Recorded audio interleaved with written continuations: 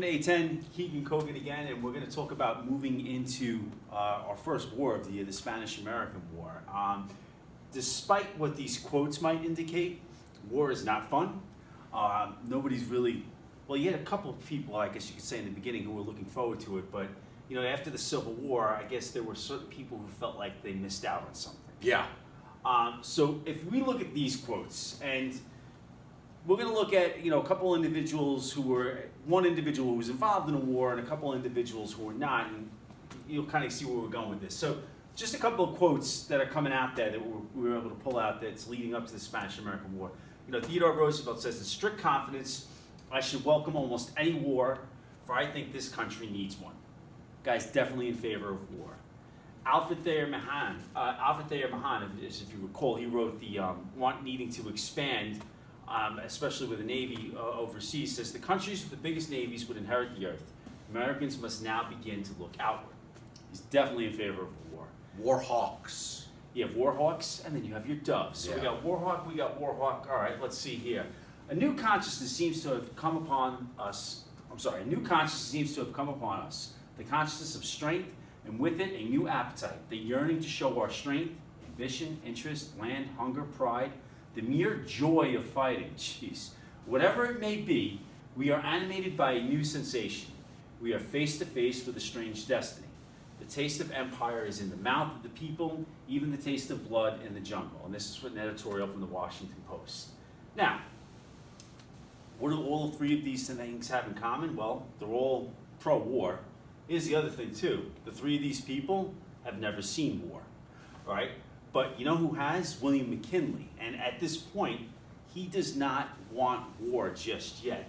Reason being because he didn't miss the Civil War party, if you will. He was actually at the Battle of Antietam. So this is what war looks like to him. Yeah, and Antietam, if you know your Civil War history, was the single bloodiest day in the history of the Civil War. Like everything here, I mean, we don't have any images here, but No. to them, this looks glorious. This looks fun, if you will. This is what it looks like to him. I mean, most boys grow up playing war. Right. You know, you grab a Nerf gun and yeah, let's go to war, ha! You know, playing manhunt, capture the flag, whatever it might be. But until that Nerf hits you right in the center and it hurts you. But even that, Yeah. but even that isn't Right. giving you, you know, watching your friend's head get blown Right, off. exactly. Or stepping on an IED and getting a leg blown off. Right, Yeah, it's just not the same. So it's definitely not. So in this instance, you know, it's great that we have a president that has seen war because he's not going to rush into it, you know, like these three people would, because this is what war looks like. And let's remember, the president is the commander-in-chief. Yeah, exactly. You know, so it's kind of an important role within our military when it comes to war. So when we look at the Spanish-American War, all right, we also know that, you know, things are starting to kind of get a little bit tense. Spain has control of the Philippines. They also have control of Cuba. And of course, with the people in Cuba and the people in the Philippines, they don't like how they're being ruled by Spain. Yeah, like Spain, don't forget, was like this once mighty empire that controlled basically everything south of the Rio Grande, with the exception of Brazil. So, you know, and now they're reduced to just the Philippines and just Cuba. They are desperately trying to hold on to their once mighty empire. And since you're bringing up empire, you know, they're mentioning empire Yep. here. You know, if you're looking at countries in terms of them, if it's a competition or if it's a business, they want to maintain what they have or have some sort of control over it. So they want to, Spain definitely wants to keep control of Cuba. They definitely want to keep control of the Philippines. Now, let's go here. Do I have a picture of General Weyler? Yeah. So General Weyler has a lot of control. Too much, in fact. Yeah, he's kind of like, I can't think of a good analogy, but so basically what's going on in Cuba, the Cuban people want their freedom. Yep. You know, and they've been fighting a guerrilla style war against Spain, similar to what we were fighting, you know, in the American Revolution. So was it Philip, King Philip? I forget who was the king of Spain at the time. He was actually, I want to say it was, and I want to say he was roughly around like 14 or 15. Yeah, you know. And it was really his mother who had some kind of control. Yeah. But since you're bringing that up, you know, Spain's all the way over here. Mm-hmm. General Weyler is over here. So Weyler's put in charge of like taking care of the Cuban problem. no clear or concrete Yeah. spell. You know, So he's here's like, oh, take care of the simple problem. directions. I'm a military man. I'm gonna round up all of these rebels. I'm gonna round up their family. I'm gonna round up their friends. I'm gonna round up their women and children, and I'm gonna put them in two places called re-concentration camps. Now, hopefully, the phrase concentration camp is familiar to you, even though we haven't studied World War II yet. But people go into it knowing about the Holocaust. Yes, you know, and this time period in world history becomes known as the Cuban Holocaust. Yep. You know, I forget the exact number of people that are dying as a result. I mean, this pile of bones Tens of thousands. kind of gives you an idea. Yeah. I mean, the numbers are startling. I don't remember them off the top of the head, but you know, if numbers don't impress you, or I should say, maybe send the point across, this pile of bones definitely will. This is an actual photo, so you're definitely this is what happened to these prisoners that he took. Now, the thing with guerrilla warfare that you saw in the American Revolution, and then we'll see again in Vietnam, guerrilla warfare is effective if you're defending your country. So you had these guerrillas led by Jose Marti at one point, you know, who were using these hit and run tactics. It's very, very difficult. I mean, if you're thinking of guerrilla warfare, think of Home Alone. Defensively, you have the advantage. You know where to hide, how to hide, you know where to hit certain people if you're being attacked. So there are significant advantages to it, and it frustrates the invading force to the point where this is where you're going to resort to. So when we look at this cartoon, though, probably something we've already looked at in class. You know, you see right here, you have Cuba. There's definitely some anarchy or absence of government taking place, and you know, this is definitely one of these things where they're revolting or they're rebelling. And Mr. Kogan and myself just brought up the American Revolution. If you look at reasons as to why we might get involved, if a country is being ruled by a harsh ruler, we could sympathize with them.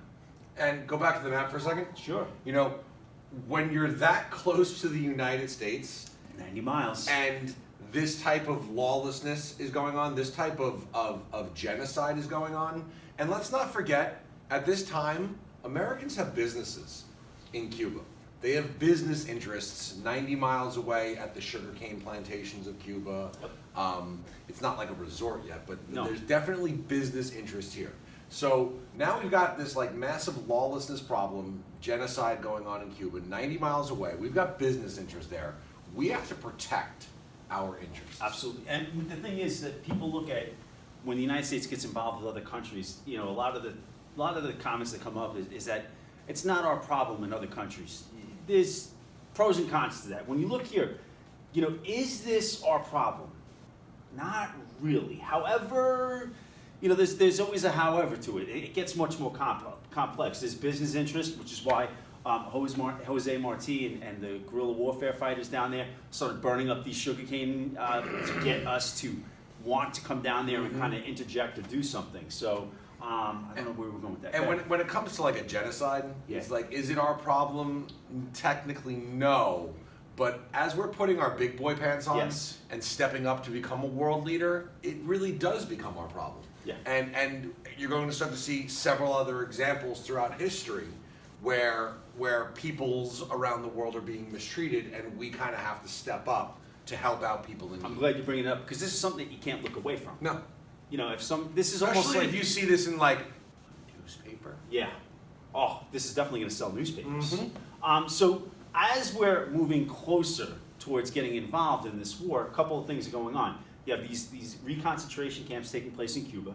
We're definitely going to sympathize with the Cubans because they want to rebel or revolt or break away from Spain. So these are some reasons as to why we're moving closer and closer. So when we're looking at Cuba right here, you have this anarchy going on. You know, you have this frying pan, and of course, you know, the hand is coming from Spain across the seas. So there we are so far. Now, other things. Where might I see this, Mr. Kogan? I mean, since you brought it up just a second ago. Maybe the New York Journal or the New York World or something like that. And of course, when people are learning about what's going on in Cuba, they're going to find out about that in the newspapers. Talk about opportunities. So if we even look here, and this is just one of many images that were in the newspapers, you know, some differences here, you have a photograph. Here, an image. So when you're looking at newspapers, newspapers probably want a war because for them this means, headlines. This means selling newspapers. This means people are going to be interested. They're going to want to read from day to day to find out what's going on. So you did have images that were coming out in papers like the New York Journal where, you know, they were kind of exaggerating or embellishing what was going on in Cuba. So, insert the Maine. Protect our interests. Protect our interests. McKinley's like, all right, Not the Cubans. I don't want to go to war, but we have to put on a good front. You know, flex. we've got our country 90 miles away. We've got all these atrocities taking place. Let's send in one of our new warships out of the Industrial Revolution, the USS Maine. It sent there almost as, like you said, as a flex, as a gunboat diplomacy. Kind of thing, yeah. Hey, Weiler, maybe you want to stop doing this. You know, you're gonna anger the United States. So enter the USS Maine. It's at anchor in Havana Harbor, and It's there. yeah, Not firing any, not firing its guns just yet, not having troops going to the shore, but it's there. And we could talk about that. Is this an act of war? Does this look warlike? Do you attack? Do you not attack? So it's just there for now. Now, what's going to wind up happening is that now this ship is going to explode. Boom. All right. So now the ship's there. There's this tension that's going on. It blew up. Here's just some of the things it looks like. Here's middle of the night. Yep. Middle of the night. Most of the men were sleeping. Good point. Good point. A good opportunity to attack. If you were to attack in the middle of the night, you'll have a lot of people sleeping. Maybe one guy on watch in the crow's nest right over here. You know, definitely alert levels are down. Nothing's happened yet. So now this ship explodes. And again, these are some of the images you're going to see. Some of the photos you're going to see in the newspaper, which this is really going to play with emotions. And within minutes of the explosion, people are on the cable, the telegraphs. Yeah, beep, beep, beep, beep, beep, beep, beep, sending cables all over the United States. William Randolph Hearst, Joseph Pulitzer, our yellow journalists that we learned about earlier, and they take an opportunity. Absolutely. You know, it was like the next morning or 2 days later, the newspaper. So, I mean, it was pretty quick. Yeah, it was like within 24 hours, we see a newspaper come out. Do we have it here? Here we go. The article? Here we go. We have the newspaper coming out saying the destruction of the warship Maine was the work of an enemy. Now, we don't know anything yet. Nope. Now, keep in mind, when you're looking at certain events, some tragic events that include an explosion, an investigation needs to take place. You need to kind of interview people, look at eyewitnesses, the same thing. Look at evidence. Look at evidence, look at documents, look at whatever you can. You're going to have to raise the Maine. You're going to have to look at the hull. Exactly. You know, is the hull being bent in because an explosion came from outside of the ship? The funny thing is that this debris was left there for months. Yeah. We're finally to the point where, like, can you get rid of this? So here we are, right away. Who's the newspaper blaming? The Spanish. Destruction of the warship was the work of an enemy. Assistant Secretary Roosevelt convinced that the warship was not an accident. Now remember, you go back to the quote at the beginning, he wanted war. He wasn't there, however, he's convinced. What are some other things that pop out again?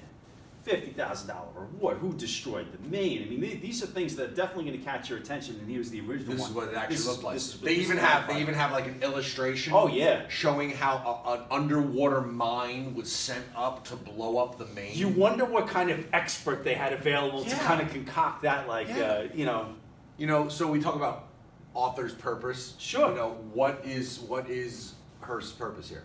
He wants to sell newspapers. And he wants to make that money. And he wants us to get involved in a war as well. Yeah, because if we get in a war, that means he's going to sell more newspapers. Absolutely. Because every day, what happened in the war? What happened? I gotta buy the newspaper. It's like a show. So then this is now going to be the event that gets us involved in the war. So people are going to, of course, be very, annoyed and upset about what happened. You're going to have Remember the Maine, to hell with Spain. And this is one of these pins that went around. And I actually have one of these. But it's even too small to hold up over here, and our producer doesn't have the ability to zoom in. But here are some of the things. Now you have these songs that came out. Women who lost men on this ship, and now we're involved. So when you look at some of the tension that was going on, we sympathize with the Cubans. We had U.S. interests down there, particularly in sugarcane. Nobody's getting involved in the war just yet. This is the event that's now going to move us into it. So I think we have a review of all the causes. So when we're looking at the causes, those atrocities. Americans had invested about $50 million in Cuban sugar and rice plantations, railroads, tobacco, iron mines, you name it. American trade with Cuba worth $100 million a year. So that's going to be enough to send down a battleship just to make sure. We'll get to the Dupe de Lum letter, another one, but this is one that was indicating that William McKinley was weak. And of course, when we look here, the event that's going to get us involved in it is the sinking of the Maine. When we get to yellow journalism, again, something we've indicated quite a bit. Newspapers wanted a war.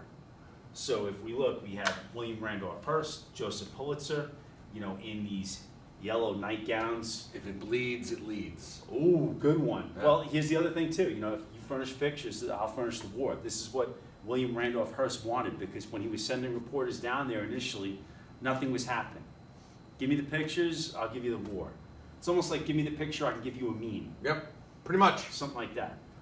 Are we missing anything here? No, I think we'll we got get the everything. Doom letter later on. Yep, we can do that separately. Great, thanks for watching.